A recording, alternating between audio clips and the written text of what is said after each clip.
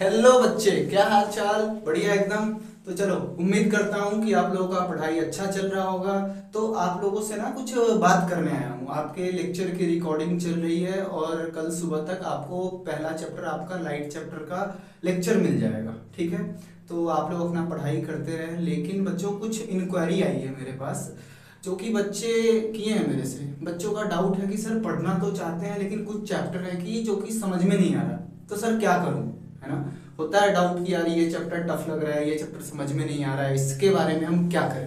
है ना? तो उससे रिलेटेड मैं बात करने आया हूं कि हाउ टू स्टडी।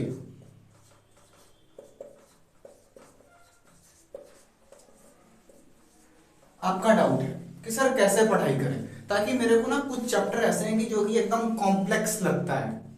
तो कल भी मैं बात किया था टॉपिक सब टॉपिक से रिलेटेड। तो मैं आज उसी कॉन्सेप्ट पे आपको आज समझाना चाहता हूं कि आप पढ़ाई कैसे करोगे। है ना? आपके पास करीबन 49 डेज है। आज से 10th वालों, आपके पास 49 डेज है। मतलब 1.5 मंथ मान लो ना यार। 1.5 मंथ का टाइम है आपके पास। है ना? तो इस बीच में ना ज्यादा टाइम है आपके पास और ना ही मेरे समझ से कम टाइम है। आप चाहोगे तो कर लोगे, you can achieve better marks. है ना? तो यू कैन डू इट। तो देखो तुम्हें पढ़ना कैसे है। जैसे कि तुम कोई चैप्टर है अपना, मान लो एक्स वाई चैप्टर का नाम है ना? तो आप लोग सीधा बोल देते हो कि सर ये चैप्टर समझ में नहीं आया। है ना? आप सीधा डायरेक्ट बोल देते हो कि सर ये चैप्टर समझ में नहीं आया। एक्चुअली में ऐसा कुछ नहीं होता कि पूरा चैप्टर समझ में नहीं आया। आप अगर मेरी बात मानोगे, मेरी बात मानो, मेरी बात मानो, मेरा बात अगर मानते हो, तो तुम ना एक काम करना। आज एक A4 साइज पेपर लेना। A4 साइज पेपर लेना। उस पे जो जो चैप्टर नहीं समझ में आता है ना, एक A4 साइज पेपर लेना, उस पे चैप्टर के नाम लिख देना जो जो चैप्टर नहीं आता है, जैसे कि 2, 3 और 4। ये आपको बिल्कुल समझ में नहीं आया आपके अकॉर्डिंग। मैं अपने अकॉर्डिंग नहीं कर रहा हूँ, आपके अकॉर्डिंग आपको ये चैप्टर समझ में नहीं आया। ठीक है? ठीक है सर, ये नहीं समझ में आया। तो आपको ना इस जो A4 साइज वाले जो पेज है, जिसपे आपने जहां भी लिखा है स्टिकी नोट्स पे या फिर कहीं भी लिखा है, उसको ना आप साइड में कहीं चिपका दो। ठीक है? फिर एक और A4 साइज पेपर लेना। ठीक है?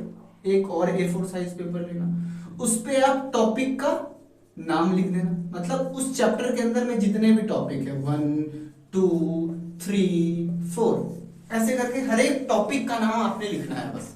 ठीक है? हर एक टॉपिक का नाम आप लिख दिए। अब आप क्या करोगे? अब आप क्या करोगे देखना। पहले आपने चेक करना है कि ये वाला टॉपिक आ रहा है क्या, ये वाला टॉपिक आ रहा है क्या, ये वाला टॉपिक आपके समझ में आ रहा है क्या, ये भी समझ में आ रहा है क्या। तो कुछ बच्चे होंगे जिनका ये नहीं समझ में आया, ये नहीं समझ में आया, मान के चलो कोई दो नहीं आया समझ में। है ना? कुछ तो टॉपिक ऐसे होंगे जो कि आपको आता होगा, आपको आसान लगता होगा। तो आप ये कैसे कह सकते हो कि पूरा चैप्टर आपको नहीं समझ में आया? चलो मानो कि नहीं आया। है ना?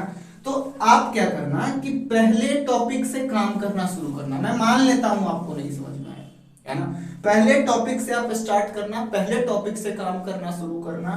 और पहले तो बुक पढ़ना या फिर लेक्चर देखना या फिर नोट्स, मतलब आपको अपने सारे, है ना, जुगाड़ अपना लेने हैं। है ना? जितना भी हो, यूट्यूब हो, आपके टीचर हो, क्योंकि यार ये लास्ट टाइम है।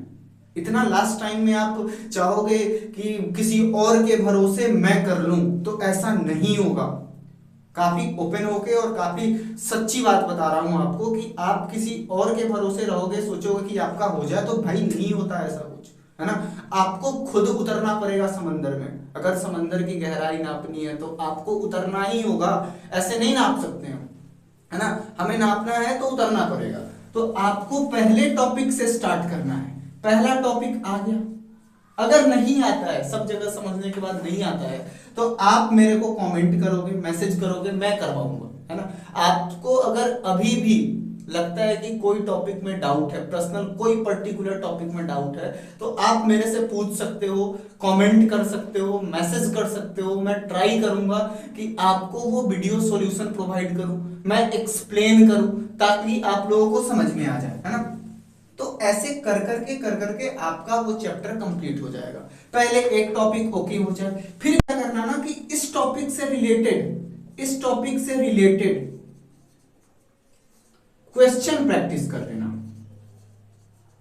क्वेश्चन पक्की बात है कि लगा ही लेना। अगर क्वेश्चन लगा लोगे, हर टॉपिक वाइज क्वेश्चन लगाओगे ना, आपको मजा आएगा पढ़ने में, ठीक है, आपको अच्छा लगेगा, फील आएगा पढ़ाई में कि यार नहीं बढ़िया है ना।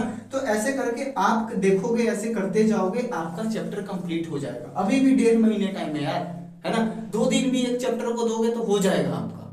चलो 2 दिन तो ज्यादा हो गया यार, 1 दिन भी हो जाएगा। अगर करने वाले हो ना, समझदार हो आप लोग, कर सकते हो, है ना। तो ऐसे करके आप स्टार्ट करो। दूसरी बात ये कि सर डाइवर्ट हो जाते हैं। भाई डाइवर्ट हो जाते हैं तो क्या करो ना कि अभी देखो घर में सबके पास फोन होगा, मोबाइल होगा। मोबाइल ऐसा है ना कि हमारे एक टीचर थे कि उनका कहना था कि दुनिया में अगर बच्चा चाहे तो बहुत कुछ कर सकता है, लेकिन उसे ना अपने जिंदगी से 3 M को निकालना पड़ेगा। 3 M मतलब सर MQ का रिमूवल बहुत जरूरी है जिंदगी में। MQ को हटाना पड़ेगा। सर इसका क्या मतलब है? MQ का मतलब जरा समझा दो हमें। तो MQ का मतलब भैया ऐसा है कि पहली बात है मोबाइल, है ना, दूसरी बात है मित्र, तीसरी बात है मोटरसाइकिल। बहुत जरूरी है। इन तीनों चीज को आप अपने जिंदगी से एकदम काट दो। अगले 1.5 महीने तक आपने इन लोगों से कांटेक्ट नहीं करना है। अभी अपने टीचर के कांटेक्ट में रहो। जिस भी टीचर से पढ़ते हो, देखो टीचर कोई खराब नहीं होता, सब बढ़िया होता है ना। सबकी रिस्पेक्ट करो। वो आपको सिखाते हैं तो उन्हें की तो रिस्पेक्ट करना है भाई, क्यों नहीं करेंगे, करना तो पड़ेगा। हम भी करते हैं, हमारे भी टीचर है ना।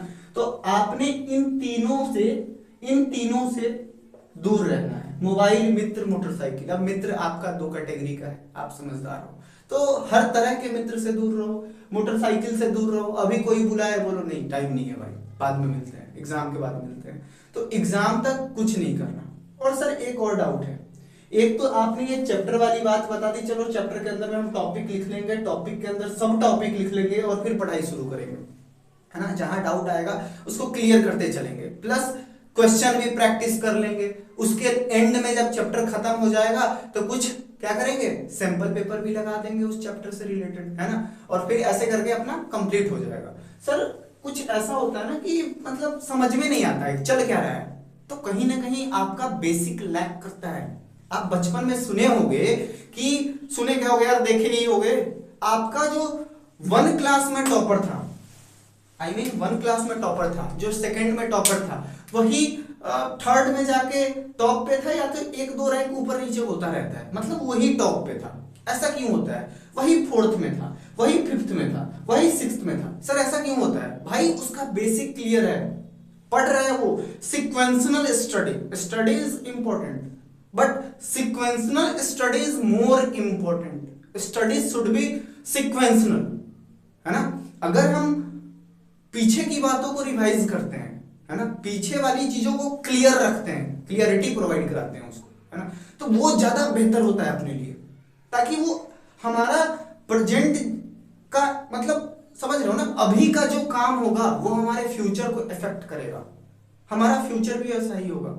अगर अभी हम आम का पेड़ लगाएंगे ना तो आम ही मिलेगा भैया, कटहल नहीं मिलेगा। समझ रहे हो ना बात को। तो तुम्हें अगर पढ़ना है तो तुम्हें अपना बेसिक भी ध्यान देना पड़ेगा, प्लस आपका जो अभी का प्रेजेंट क्लास है वो मैनेज करना पड़ेगा। समझ रहे हो ना बात को। तो उस बीच में आपको जहां दिक्कत आएगी आप मेरे से बात करो, कांटेक्ट करो, है ना। मैं आपका ट्राई करूंगा कि सॉल्व करवाऊं, है ना। इतना तो परफेक्ट कोई नहीं होता, but I will try my best. आप लोगों के लिए जल्दी से जल्दी लेक्चर लाने की कोशिश करूंगा, लेकिन जहां भी कोई दिक्कत आए आप इंक्वायरी करो, बात करो, पूछो, मैं सॉल्व करने की कोशिश करूंगा, ठीक है। तो इन चीजों से दूर रहना, पढ़ाई करो, और जो जो चैप्टर आ रहे हैं उनको तो रिवीजन करो ही करो, प्लस जो नहीं आ रहे हैं जैसे कि ये वाले ये टॉपिक्स, तो उनका तो लिस्ट बनाओ और उस लिस्ट पे काम करना शुरू करो। सब कुछ करना ना एग्जाम के बाद, है ना। अभी बस ये टॉपिक अपने क्लियर करो, लेक्चर आएगा, लेक्चर देखो, दोस्तों को दिखाओ और अपना काम करो, नोट्स बनाओ, क्वेश्चन प्रैक्टिस करो और पढ़ाई करो, ठीक है। अभी के लिए बाय। फिर आपको लेक्चर कल सुबह तक या कल शाम तक आपको लेक्चर मिल जाएगा। मैं ट्राई करूंगा कि आज ही अपलोड कर दूं, यहाँ पे थोड़ा नेट का इशू है। बाकी अभी के लिए बाय, थैंक्स अ लॉट।